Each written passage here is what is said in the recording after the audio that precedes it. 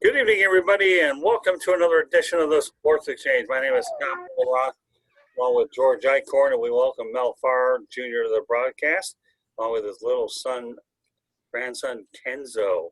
There we go. You get it right, grandson, not son. No more sons. Yeah, that's okay. Well, it's okay. Grandson, son, it don't matter. You're a father figure of some kind. I guess knowing I've never experienced grandfather territory, I wouldn't know the difference. But nevertheless, a nice little one that you got. So we have 3.1 guests here on this broadcast, don't we? Right. Yeah, we sure do. That's it. So tell us a little bit about Kenzo now that he gets his claim to fame here tonight. Well, we're going for about 6'4" left-hander, a southpaw. That way he can work, about, like I said, about once every 3, 4, 5 days. And can make a lot of money.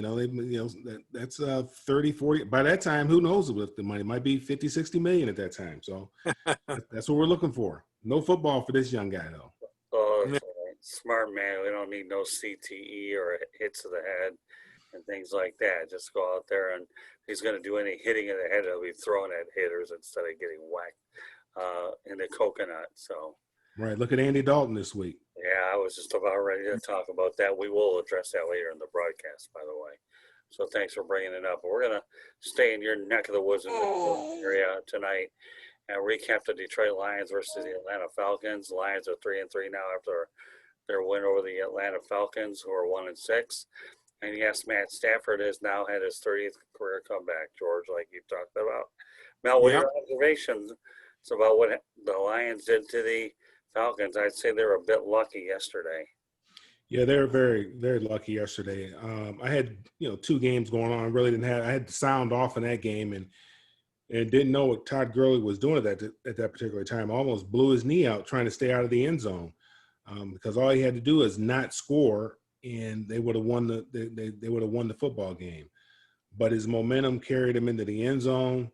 They ended up scoring quickly. Obviously, the Lions allowed him to score quickly, really didn't try to tackle him, and get the opportunity to get the ball back. And, the Lions did a great job of, going down the field and scoring a touchdown and ended up winning that ball game, taking another ball game away from the Falcons. I mean, it's a tough way to lose. Falcons has just had a very difficult year this year. You look at what happened with them earlier in the year against the Cowboys, and then that onside kick is just it's been a tough year for them. Yeah, much less the fact that Dan Quinn got fired. So, well, I think Arthur Blank was probably kicking himself for not doing it last year, based on the way they came out playing this year. They just haven't responded. They haven't played well. They haven't played well on the defensive side of the ball. Offensively, they got plenty of weapons, especially in the wide receiver core, and have not been very productive. And so when you're not productive, they don't get rid of the players. They get rid of the coach, and then the new coach will come in, and then that coach will make changes as far as the players are concerned. But the first thing you got to do is get rid of the players. And I was surprised. I mean, the first thing you got to do is get rid of the coach, but I was surprised he got rid of Dimitrov. I thought he kind of liked him. But I guess those two were joined at the hip, and, that's just the way it is. George. Yeah. Well, speaking of coaches, how about the situation in Detroit, Scott and Mel? Here we got Mr. Patricia, who seems to be the cat with 9 lives. Obviously, that he gets a little bit of a break here, wouldn't you guys think, by the team winning 2 in a row, 3 out of 4? Well, yeah, I think, when they were talking about if he lost that game against Arizona, that might have been his last ball game. But they've won a couple games. But I think, maybe the Lions are probably, based on the fact that they've won these last couple games, maybe they'll take a look at it at the end of the year, give him the end of the year, see what kind of progress he makes. I'm kind of excited to see what the new ownership is going to do with the team. But we'll see. We'll see what happens. See how the guys respond, see how they play the rest of the year, and maybe they'll get in the playoffs, and maybe they'll go on a little late run here, but we'll see. I feel bad for Matt Stafford because he's a good guy, and he's been stuck in a bad franchise for a long time. And I'd like to see it, if not for anything else, but for Matt Stafford to have an opportunity to have some success, because he has, he's been a very good quarterback. I mean, they've had the quarterback position solved. at Yeah. that up there at the lines. It is everything else has been a mess. Right. And the thing is, like you said, his numbers are fantastic. I mean, he's done a really good job, and he just hasn't had the supporting cast that he needs, whether it's the wide receivers, mostly the running backs, and then the offensive line. I mean, so yeah, it's been a combination of things which Detroit has never been able to overcome as far as a full-fledged offense and obviously complementary defense too. Right. Well, I will say one thing though. With Matthew Stafford, Kenny Galladay's price is going to go up because he's had a couple 100-yard games in a row. I saw him against the Jacksonville Jaguars, and then, lo and behold, he does it again against the Falcons. He's got a tall target there, and anytime you get a tall target like you have, well, the cash register just started ringing on Kenny Galladay for sure. You know, a tall receiver definitely compensates for a quarterback. You know, if you're trying to keep it away from the defenders, then you can go lead for it. So, what are your thoughts about Kenny Galladay, Mel? I've liked him ever since he came out. When I first saw him a few years ago, I've liked him. Obviously, they have to do a better job of keeping their players. That's something the Lions have not done, and they have to do a better job of keeping their players. You can't continue to draft well and then lose players. That's a recipe for disaster. Yeah. You have to draft well, pay your players, and keep them. You know, you draft well, develop the talent, pay that talent, and then you'll have an opportunity to go places. But trying to always compete in the free agent market, that's just not the way to do it. Losing your players, whether it be free agency, whether you just let them go, you just leave them out there exposed, and you end up losing them because you don't want to pay them. That's not the way that you want to go. When you draft well, that's a good thing. That means your scouting department is doing their job. And so then you got to keep those guys around and you got to pay them. Yeah, you don't need to mismanage your cap, that's for sure. And I know that was the case with Ndamukong and Suh, that they should have locked them up. And when they let him get away, that was a bad move. And, they had chances to lock him up sooner and they did not do it. I don't think the defense is ever the same when Ndamukong and Suh left. He added a degree of nastiness to that franchise that they haven't really fully retained. So let's talk about Stafford, DeAndre Swift making their pro debuts in Georgia the same day. A credit to Georgia football, even though these guys are a few years apart. Nevertheless, it's ironic that they both make their Georgia pro debuts together with the Detroit Lions. Mel, you're right there. How important was it for those two guys to return back to Georgia playing football professionally? Well, I mean, I think it was big for them. Matt, he's obviously from Texas, but played collegiately here at Georgia. DeAndre had some great years here at Georgia. Was a real big time back, and obviously there's that excitement. And then with Todd being on the other side, there's that excitement there. But at the end of the day, it's football, and you have to go out there and produce. And you have to go out there and perform. I think it was nice for them both to be back here where they played collegiately and both played extremely well.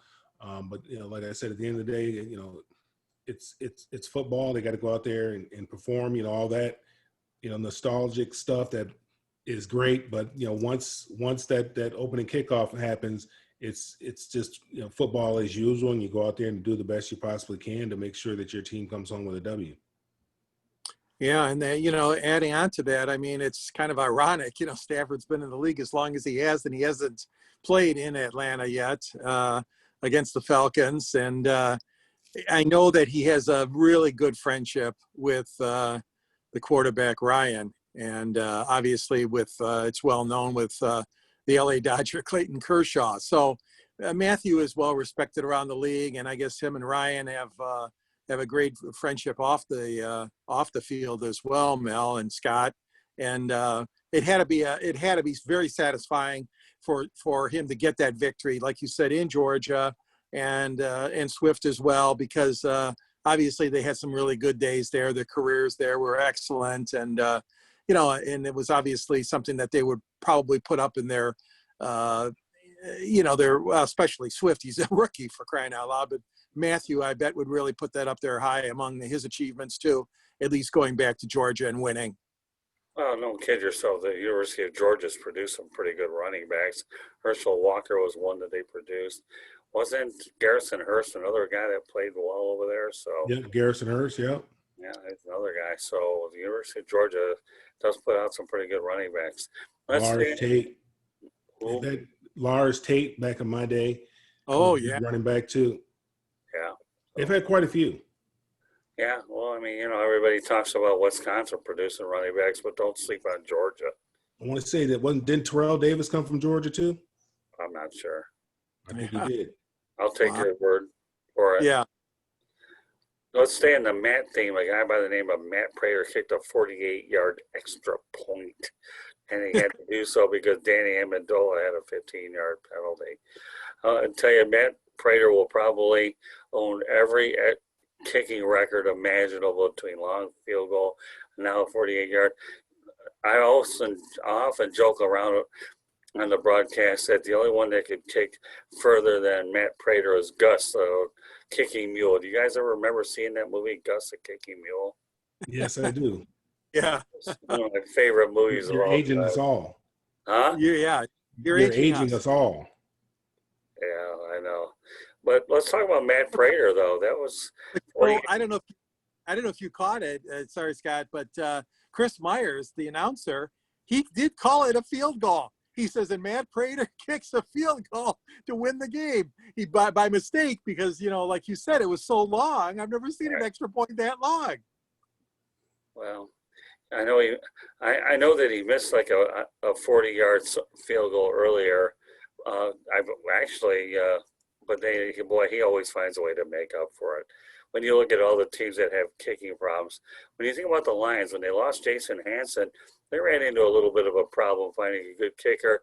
Then when they stamped up Matt Prater, that's one position the Lions never have to worry about. Yeah. The field goal kickers, they've had a pretty good record. Yeah, he's got a big leg.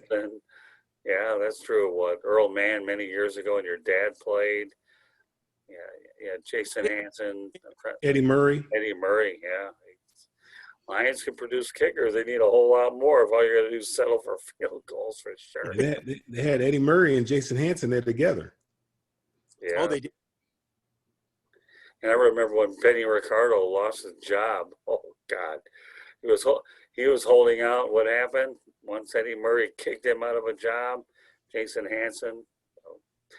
I don't know. Benny Ricardo will always remember the holdout that cost him a job, but the Lions have managed pretty well. So Yes. a 48-yard extra point. My goodness. Unbelievable. Yeah. Well, Unbelievable. we'll talk about TJ Hawkinson. He's had 2 touchdowns in 2 weeks and 2 wins. Had the 1-yarder by Matt Stafford, which enabled Stafford to go ahead and throw a touchdown against every NFL team. And of course, he does it from 11 yards out. So 1 yard 1 week and then 11 yards. But in the end, this was a game-winning touchdown. So, Mel, what do you think of TJ Hawkinson? This kid's turning out to be quite a tight end. Yeah, I mean they drafted him, I think, in the top 10. They gave him Charlie Sanders' old number, and he's doing well. I mean, the tight end, having a good tight end makes it a lot easier on the guys on the outside and also on the running game as well, because you have a guy that can occupy that middle. You can't necessarily double team both of the guys on the outside. So having somebody that can that's a real threat on the inside, and he can run a little bit as well. So he's come to the league, and obviously there was high expectations, and giving him that number made the expectations even higher. But he seems to be doing real well with it, and obviously that's good for Matt Stafford to have somebody in there like that he can trust and get the ball to. It's kind of like a safety valve for him. Having a good tight end, that's the quarterback's best friend. Yeah, it's a good point, Mel. And you're right, Scott. TJ has come into his own lately. He does once in a while commit some penalties, which obviously the team needs to get him to be improved upon. And then that one play, a little bit of a bonehead play where he didn't get out of bounds directly when he should have, but it actually ended up not costing the Lions because they ended up winning the game. But he's only in his second year, but he's really shown taken great strides. I agree with you guys. He looks like he's really got some great tools, and I agree with you, Mel. I mean, he's becoming a favorite fast for Matt Stafford. Well, Well, when they drafted Eric Ebron, everybody thought that he was going to be the next best thing out there, but unfortunately, I don't know whether they gave up on him too prematurely or whatever. And Eric is still hanging around. He played for Indianapolis, and now he's a productive force for the Pittsburgh Steelers. So Eric Ebron turned out to be a good player, but alluding to what Mel said earlier, it's one thing to get players and you develop and you scout and think you have talent, but if you give up on them prematurely or you don't pay them, and then your mistakes become magnified over a sustained period of time. So all right, let's talk about the position that you played, Mel, and go back to Todd Hurley. The touchdown that he wish he had back. Well, we do know that, the objective is to score. But what was going through Todd Gurley's mind when he made it to the end zone when the Lions gave him a ticketed pay dirt? He was trying not to score. Because you kind of forget about it when you're that wide open and you see pay dirt. You kind of forget about it. And you want to, naturally, instinctively, you want to score. But that was one of those times where you did not want to score. You just wanted to get the ball in good position where you could run out the clock, kick a little chip shot field goal, and get home with a W. But he had so much momentum going, he almost tore up his ankle and blew his knee out trying not to score. And unfortunately, his momentum carried him into the end zone, and able to get the ball. The Lions were able to get the ball back and go down the field and score. Yeah, and win the game. 64 seconds to do it. That's for sure.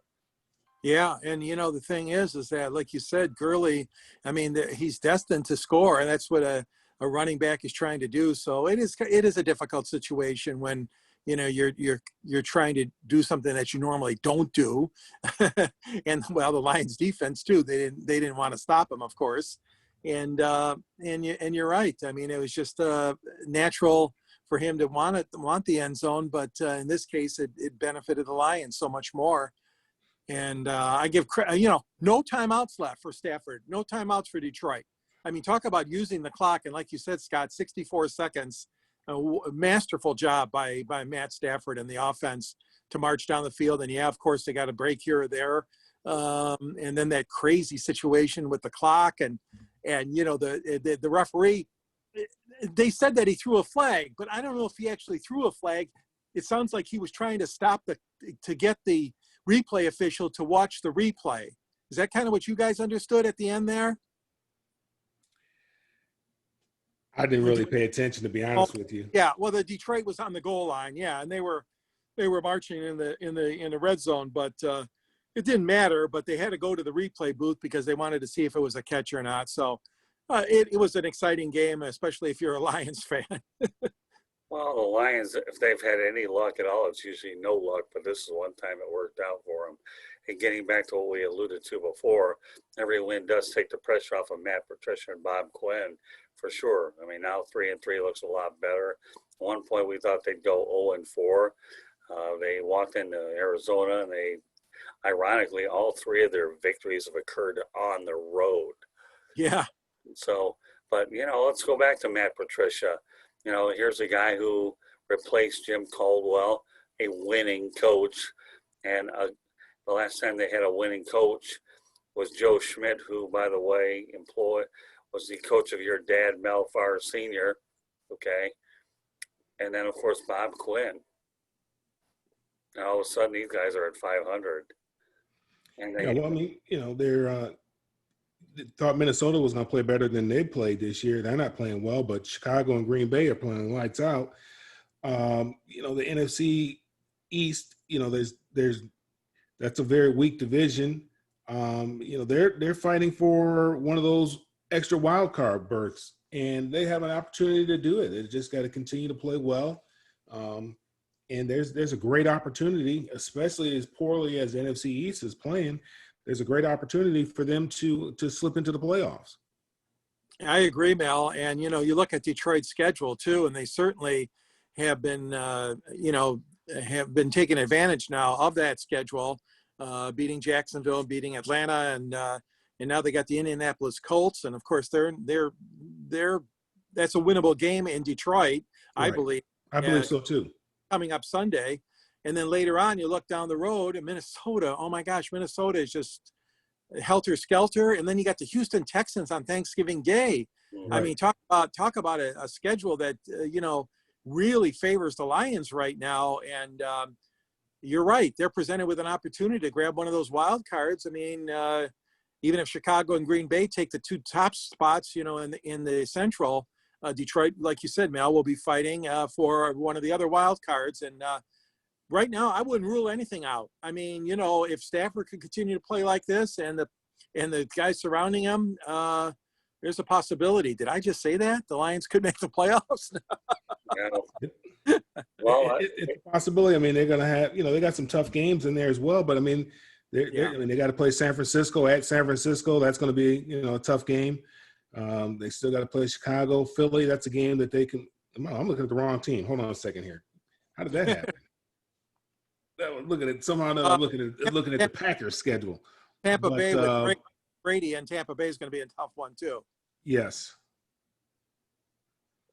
So they got, they got the Texans, they got the Washington football team. I mean, they got they have a very favorable schedule without question. Mm-hmm. Tennessee is going to be a tough game for them. That'll be a tough game. They have Green Bay in December, but that's at home. So that's a plus. They don't have to worry about the weather there. They got the Washington football team at home, which is a plus as well with their young defense. So, I mean, again, they have a very favorable schedule, very favorable. Well, the month of November definitely looks good for them for sure. So all the more reason why it bodes well for Matt Patricia and Bob Quinn, the two people, George, that get ridiculed at every press conference when things go. And we both know how tough the Detroit media can be on coaches and general managers, having worked in that market ourselves. So I think one of the things that PR people tell you ahead of time is these guys can be really tough on you. They definitely can. And that's part of, I think, nowadays, the interview process. If you're a head coach, this team hasn't won since 1957, and they're hungry, and they will devour you big time. And I think Bob Quinn and Matt Patricia, while they're thankful for 3-3, they know they have a lot more work ahead of them. So with that said, let's stay in Atlanta. Are Matt Ryan's days numbered, Mel?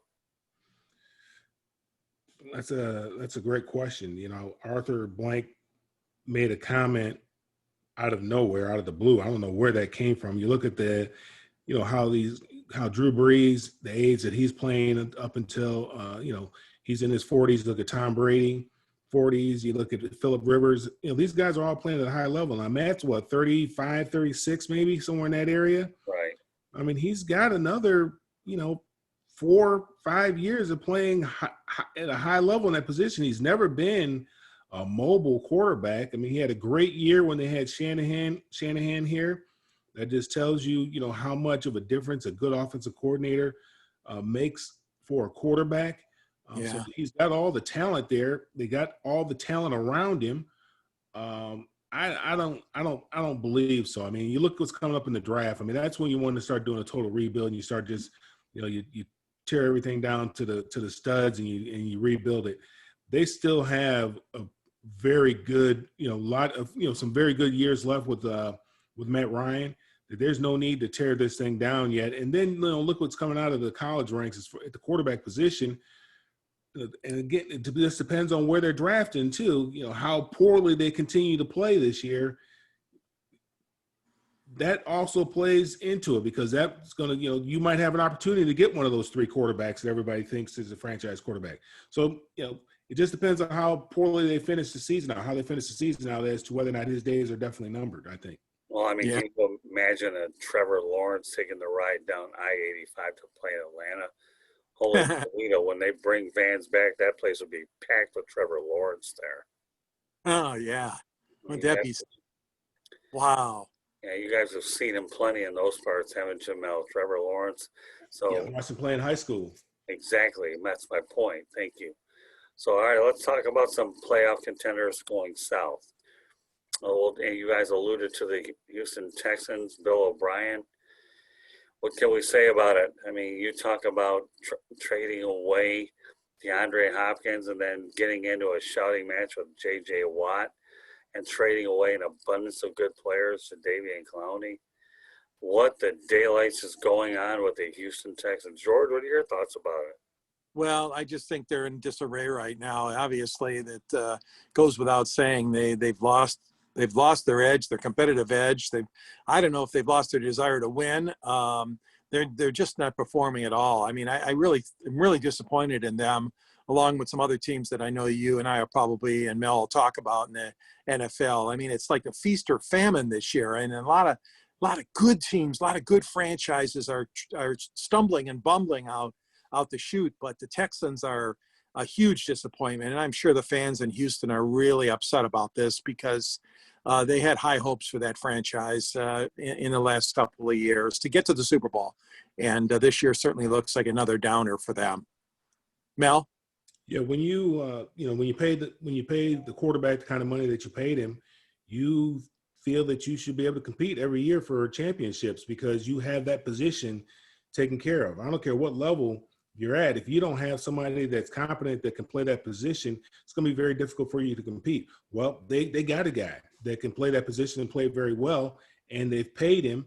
And you think that you have an opportunity, like the Seattle Seahawks and other teams, when you have that guy there, that you should be competing every year for championships. And I think obviously it's very unfortunate for them what's been going on. I think ever since the owner passed away, then they got rid of the general manager, and then they gave the head coach some of the general manager's responsibilities, and I don't know what he decided to do. Getting rid of Jadeveon Clowney, trading for Tunzel, which I think was good because obviously you need to get some protection. But then also trading away DeAndre Hopkins. I don't understand.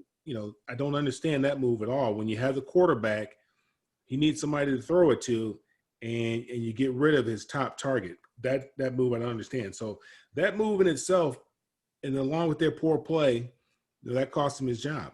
Yeah, no question about it. Bob McNair certainly had the previous late owner had the franchise going in the right direction for sure. And there's been a lot of dysfunction. You can't trade a guy the caliber of DeAndre Hopkins. You bring in Brandon Cooks, who's not 1/10 of the receiver that he is.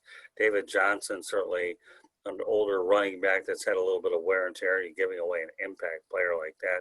Bill O'Brien deserved to get fired, and I would find it hard to believe that he would actually land anywhere anytime soon because he had more than enough opportunities to get that job done. I mean, I know when the Lions lose a head coach, none of them get hired, so at least head coaching wise.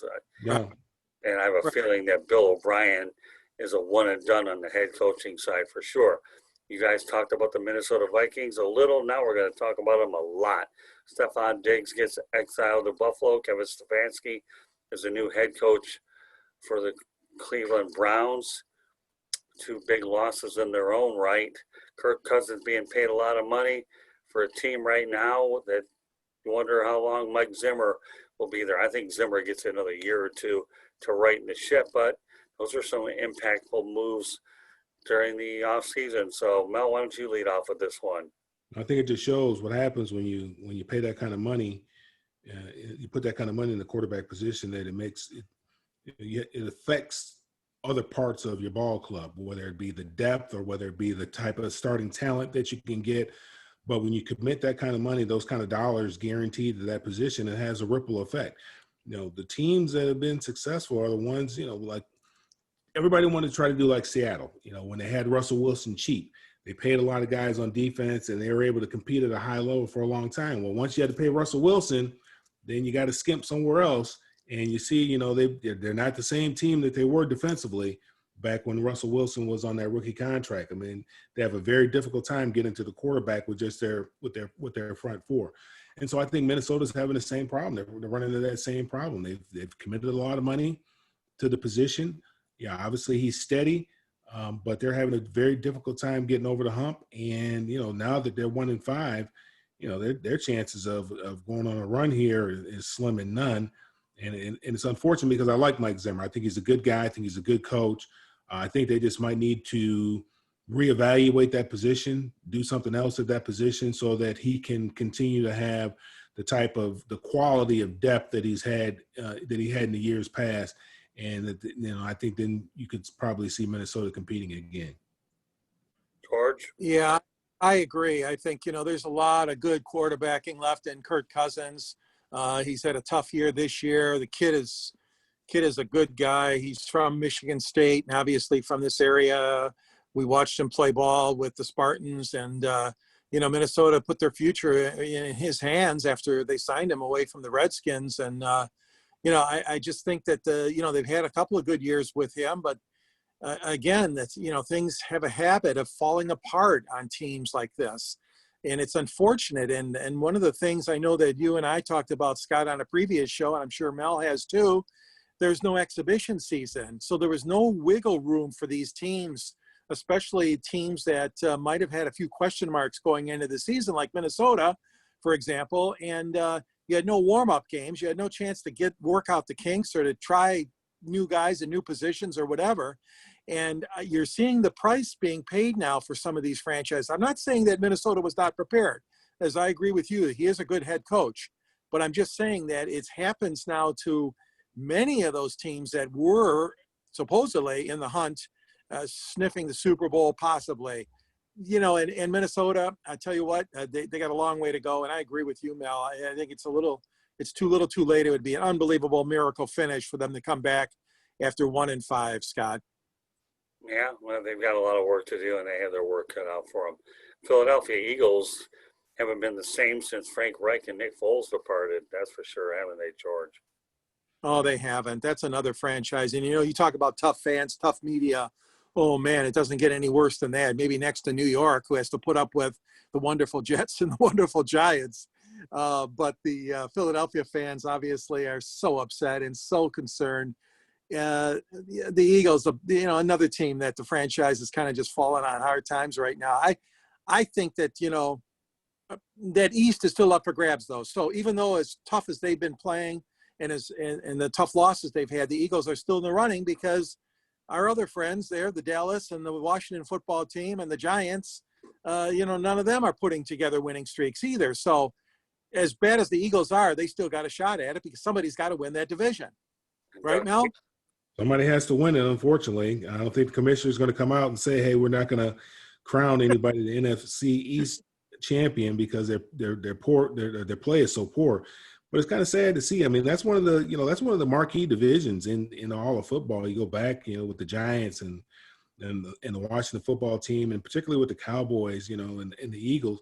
That's one of the marquee divisions in our league. And for them to be playing and to be struggling the way they're struggling is unfortunate. And it goes back to, obviously the quarterback position with Dak getting hurt. Carson Wentz, is he the guy? Isn't he the guy? Washington, they haven't found their guy yet at that position, and the Giants aren't sure if they have their guy. So when you don't have your guy, when you don't have the guy there, it's tough sledding. It's very difficult to win at any level. So it's unfortunate. Well, all I can say is Doug Peterson is a heck of a coach. If there's any coach in the NFL that can right in that ship, I have no doubt Doug Peterson can do it. And I think folks in Detroit should appreciate Matt Stafford even more when you consider what some of these other franchises are dealing with. Leading me on to my next one, the Dallas Cowboys. That's an outright disaster. Jerry Jones should have paid Dak Prescott. And of course, yesterday, Mike McCarthy was disgusted with his players because no offensive players went ahead and confronted John Bostic for that vicious hit on Andy Dalton. I mean, that was totally inexcusable. You have got to go out there. Forget about the 15-yard penalty. Show that you're a team and that you're united. And, even though they're upset that Dak Prescott got hurt, Andy Dalton, to me, deserved a lot more respect than he ended up getting, sustaining a concussion. You got to go to battle with these guys. You got to show it. And unfortunately, the Dallas Cowboys are very dysfunctional, and they made a lot of mistakes. They should have paid Dak Prescott during the offseason. So, and I feel bad for Mike McCarthy. He's a really good coach. He really is. Well, Yeah. He hasn't shown it lately. I mean, they're struggling. I mean, his last couple of years, he hasn't done very well. Well, I mean, he's been out of the game. I mean, he just got rehired by Dallas this year. Well, I'm saying his last year in Green Bay wasn't very good, and he's not starting off very good down here. Right. Yeah, and I think you're right, guys. Jerry Jones has made some mistakes, some blunders. Dak deserved a contract. And Scott, you hit it. You were right on. I mean, they got to go and support their quarterback. And that was terrible. That vicious hit on him, and now he's got a concussion. He's in concussion protocol. So Andy Dalton is on the sidelines as well as Dak. And I don't know. Jerry's got a mess down there, doesn't he? I mean, he really does. And America's team, boy, I don't know. Not anymore. Not from what I see, at least. Jerry is doing the best job he possibly can to win a Super Bowl, to show that he is capable of winning a Super Bowl without Jimmy Johnson. He can't live that down. That's a ghost that's haunting him forever, and he is doing his damnedest to try to bring a Super Bowl. But unfortunately, it's just not going to happen. It's always something that's preventing them from taking it to the next level. I mean, Jerry just doesn't know as much about football as he likes to think he knows. I mean, he's kind of like our president. I mean, he thinks he's the smartest guy in the room all the time, and that's not always the case.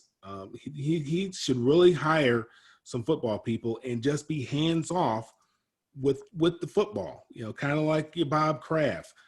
That's working great for him. Let somebody who knows football do the football aspect of it.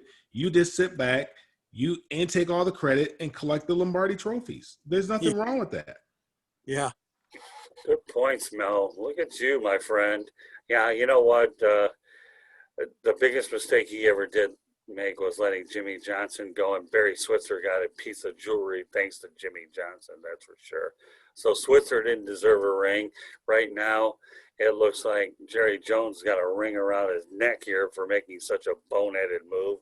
I don't even know if he's honored Tom Landry at all, but that'll be for another day either. So that's bad. It really is. I mean, again, I'm not ready to throw in the towel on Mike McCarthy yet by any means, but I'll tell you, it makes you wonder if they appreciate Jason Garrett a little bit more. But they should have paid Dak Prescott is what they should have done. I mean, he could have, but he didn't. So it tells me he's not committed to him. Exactly. He never thought that was his quarterback. So I mean, that's what that tells me. Right. And he'll franchise tag him probably again next year, and then after that, he'll be too expensive, and Dak will be on the open market. So more than likely, he'll get franchise tagged again next year. That he will not sign a long-term contract, and after that, he'll be on the open market. Well, he gets money one way or the other, that's for sure. Oh yeah, he sure will. Yeah, I agree. Somebody's going to scoop him up in a hurry. Yeah, he's a good kid, man. He's a good kid. I mean, is he Patrick Mahomes? No, but how many Patrick Mahomes are there? Lamar Jackson? No. But how many Lamar Jacksons are there? He's Dak Prescott, and he has value in what he brings to the ball club, in particular, his leadership, and he's taken on that role from day one when he was a rookie, when Tony Romo went down, and he stepped in and stepped up and played well his rookie year, and has been a leader for that football team. So, yeah, his day is coming. Well, we talked about franchises spiraling downhill. What about the New England Patriots? I knew that they had a lot of players opt out for COVID-19, and Tom Brady did something that Bill Belichick normally does. He got rid of Belichick early instead of being shipped out earlier. And how is that working out for Tom in Tampa?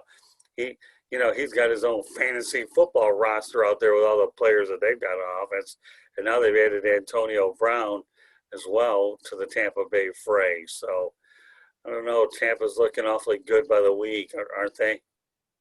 They sure are. Tampa looks really good. Getting back to New England for a second, Cam Newton, he's not very happy. Obviously, anytime you're benched or you're threatened to be benched, but he came right out like a man and says, hey, it's going to be a permanent change if I don't turn this thing around. Right. And Cam Newton still has a lot left in the tank. I mean, he's a good quarterback, but the supporting cast just isn't there in New England. So many guys have moved on to other teams, Trey Flowers, for example, and Gronk and Brady and, Danny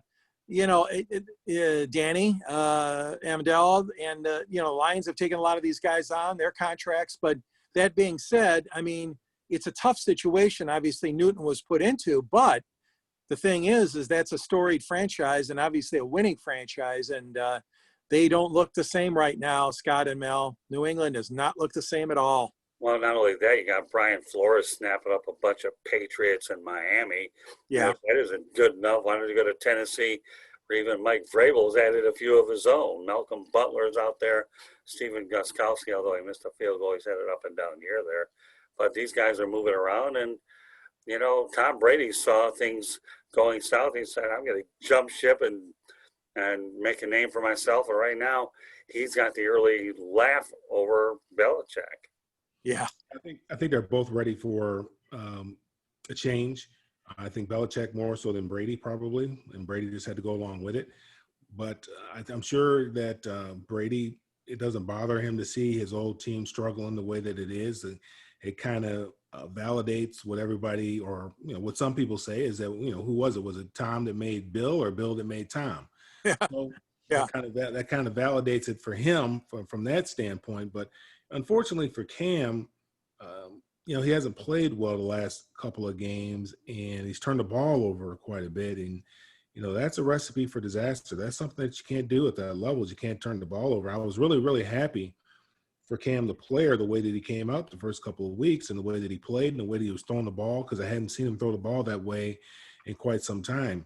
With him being 100% healthy, it was nice to see him spin the ball the way that he was spinning it. And it's kind of disappointing to see what's kind of happened to him in the last number of games here with the losses, and not just the losses, but the way that they lost. Cam turning the ball over so much, that's just not good. And he understands. He's just got to stay focused. He's got to be disciplined, and just got to be able to maintain that focus for 60 minutes at a time. Week in and week out. Make sure that he's studying. Make sure that he's prepared so that when he gets out there on Sunday, he can go out there and just let it fly.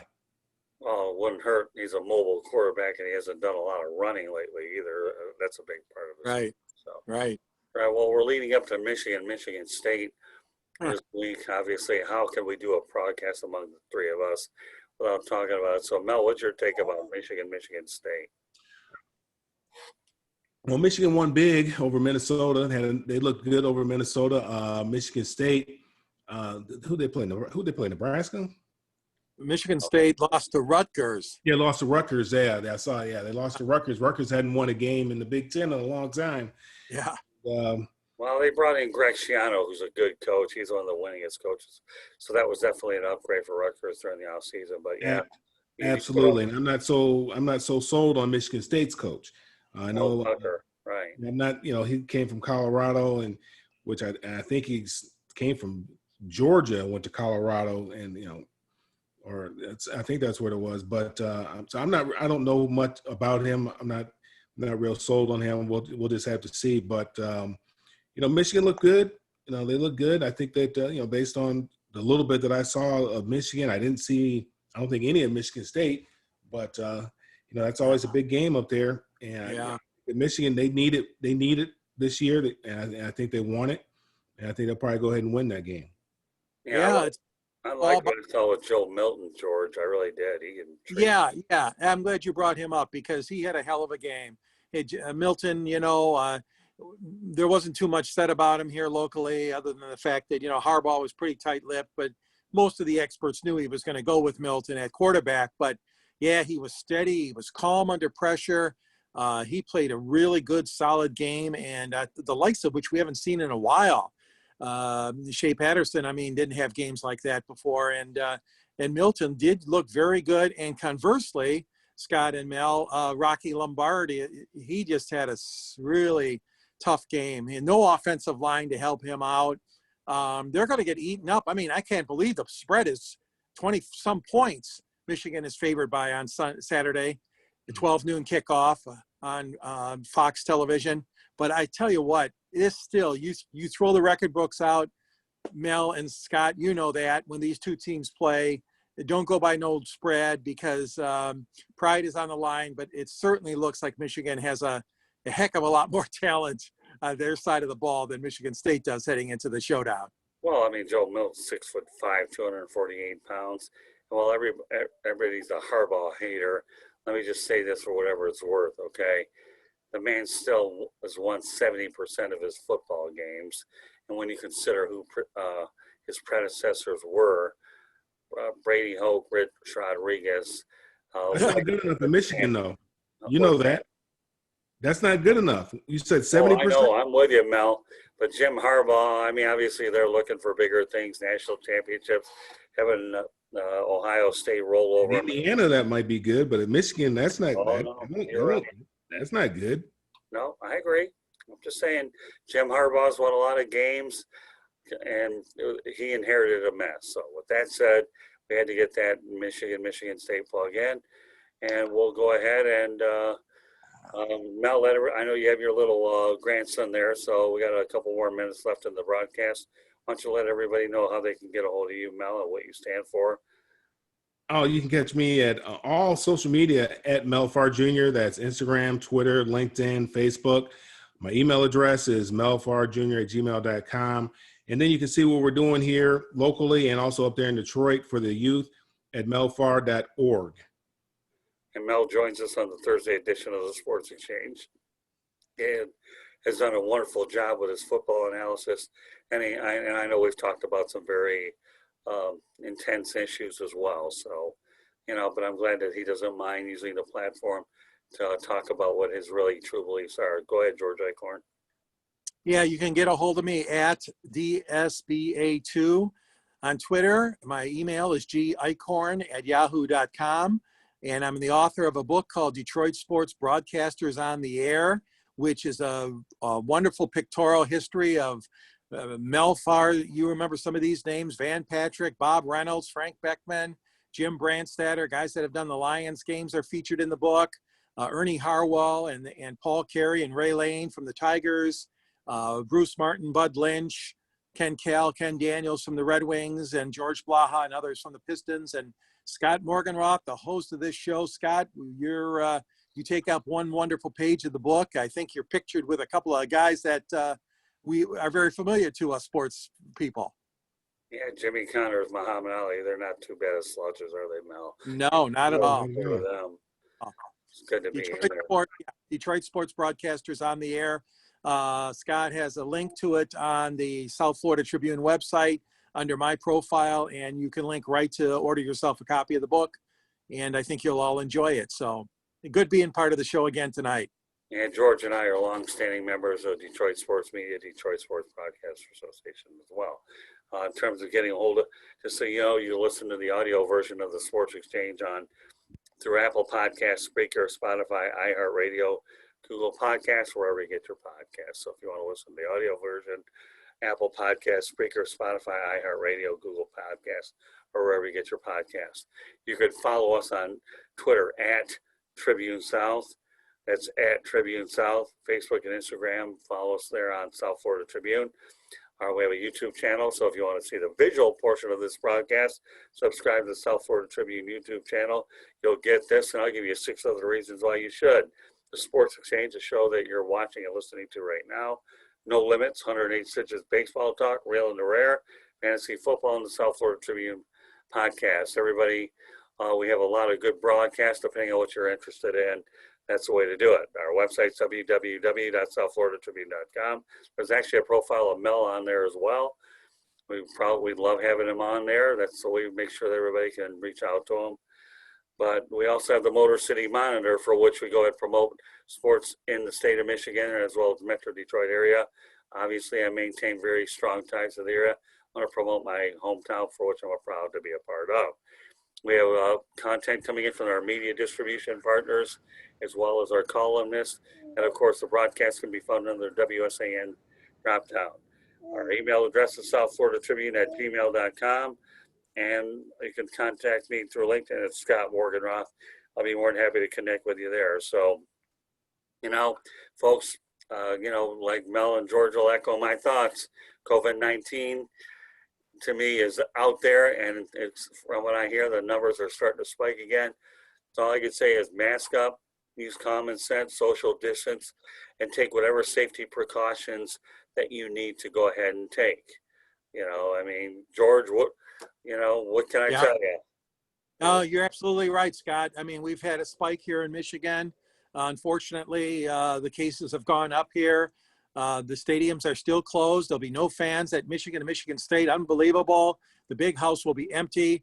It's sad, but it's necessary. And yeah, I agree with you. We got to take the precautions necessary, in whether it's in sports or everyday life. You know, we have to make sure we nip this in the bud. Yeah, you got to mask up, maintain your social distancing, stay at home, stay safe. Anything you got to do, take this virus seriously. It can, like Mel has told us time and time again, I don't care who you are, whether you're the president of the United States, Nick Saban, or whatnot. This virus doesn't seem to care who you are and what you're all about. It will get you one way or the other, as you can tell by the outbreaks as well. One other note I should point out, just so you guys know, and everybody out here, I did vote early yesterday on a Sunday out here in Pompano Beach, and I did it after the football game, so I have already voted.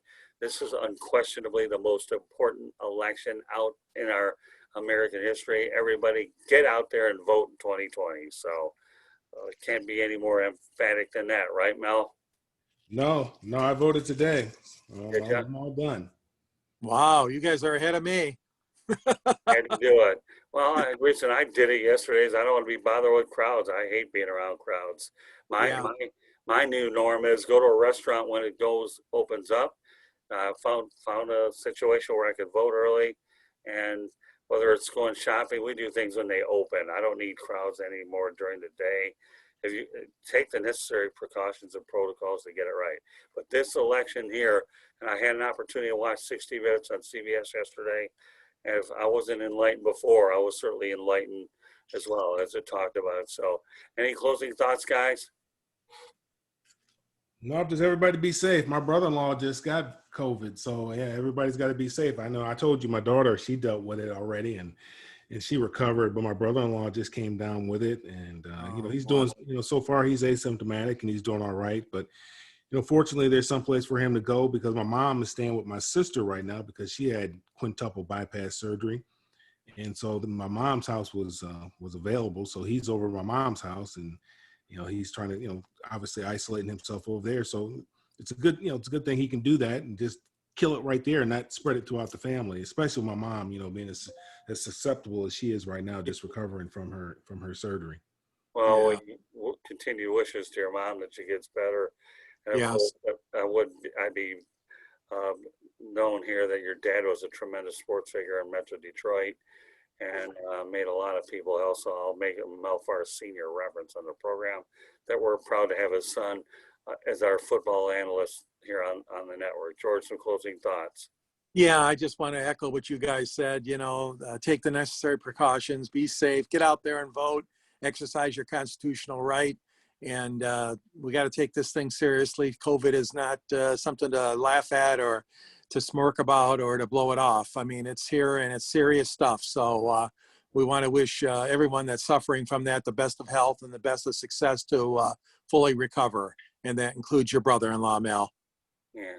And I noticed on social media, Jim Brandstetter and Dan Deerdorf were doing the game at Michigan Stadium. Bruce Mate was there. So, yeah, Michigan Stadium being empty when it's usually 100,000 strong. But when you consider 2020 being what it is, you really are forced to navigate any way you can. And you know what? Who knows? Nobody. This going into 2020, all of this stuff was unthinkable. But here we are, thankfully able to do a broadcast visually, and it's almost like being there with you guys, and you guys are here. So, meanwhile, appreciate you guys being on here tonight. This concludes this edition of the Sports Exchange. My name is Scott Morgan, the Motor City Madmouth. Thanking Mel Farr Jr. and George Eichorn for joining me. George and I have give them a sample of what next Monday is going to look like. George. Next Monday night, Kurt David's going to be our special guest. Kurt is an author, a television host here in Detroit, and one of his attributes is to stay in touch and to also help athletes that have left the sports arena, the sports stadium, to move on to the next phase of their lives. So I know he's got some great stories to share with our audience next week, Scott and Mel, and it's going to be a lot of fun. Kurt David, his name is, and he's a very polished speaker, but holds that sports talk show where he interviews people that have retired from the game, such as you, Mel Jr., and others as well. So Kurt David will be our guest next week, Scott. All right, George, thanks for the preview. Mel, you and I have some work to do Thursday, so I want to say thanks for being on along with your little grandson. And George, again, always a great broadcast. So we make sure that people realize that George Eichorn and I did this broadcast in the 1980s, and here we are. We're doing it here as well. So, Mel, you're dealing with a lot of history, as you well know, coming on the broadcast with George Eichorn. Everybody that comes on this broadcast with us, it's a history lesson about where the Sports Exchange really originated. So, yeah, that's all right. All right. So, meanwhile, on behalf of, what's your grandson's name again? Kenzo. Kenzo, Mel, that's George. This is the Motor City Mad Mouth. Thank you for joining us on this edition of the Sports Exchange, and we'll catch you next time. Mel, enjoy your little grandson, and we got some more work to do on Thursday, all right? All right. Take care. Thank you, guys. Okay, have a good night, guys. Thank you.